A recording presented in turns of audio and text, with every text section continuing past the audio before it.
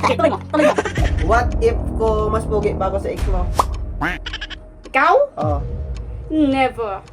Hindi mangyayari yun. Ikaw pinakapangit sa lahat. May sumalangit ka ngayon. Yo, what's up guys? It's me, Kasipag. For today's video mga Kasipag, pabaan daw kami ng pasensya ni Mrs. Ayan, so what if challenge. Ayan, simulan natin. Alright, sisimulan natin mga Kasipag. What if kung may nagkagusto sa akin, ba? Ano ngayon? Pangit ka, bukong unggoy. Ay, mo ganyan tanong sa ako, naunggoy. What if na-inlove ako sa iba?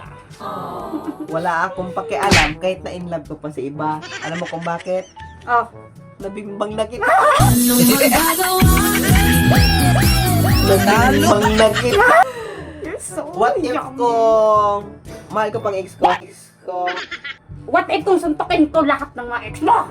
Ay, hindi naman pwede yun dahil mahal naman kayo mga ex ko. Alam mo Parang kung may bakit? naamoy ako hindi maganda. Mabait, malaga, at mas maganda pa sa'yo. Pwede pa lumpa ko na nagkitang duha. Below the belt ka na, nakakasakit ka na. Nakakasakit ka na. What if pinapaliguan ako ng iba? Pinapaliguan ka ng iba. So, magyayaya pa ako buong barangay para paliguan ka lang dahil sobrang baho mo.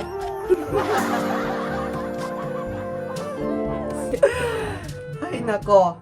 What if ko mas pogi pa ako sa ex mo? Ikaw? Oh. Never. Hindi mangyayari yun. Ikaw pinakapangit sa lahat. Ay, Naawa ganun. lang ko sa'yo. Yeah. I want you to know na. Ganun ba na mas pangit pa ako sa mga ex mo? Yes. Eh bakit ako ang nakasawa mo ngayon at nagpabimba ka sa akin? Aray ko. Siyempre. Mukha kang aso, nakakaawa. Ay wow. Eh ikaw gagawapagwapa ka lang ni Day. Yeah! Look at me. I'm so pretty. I'm just like Galing kabaan ka.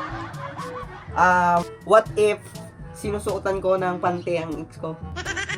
What if baho PPX mo?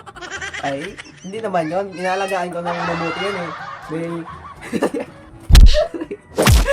Nilalagyan ko. Sige, tuloy mo. Tuloy mo. Nang sumalangit ka ngayon. Tuloy mo. Nang sumalangit ka ngayon. Nilalagyan ko ng PH ko yun. Nilalagyan ko ng PH ko yun. Women.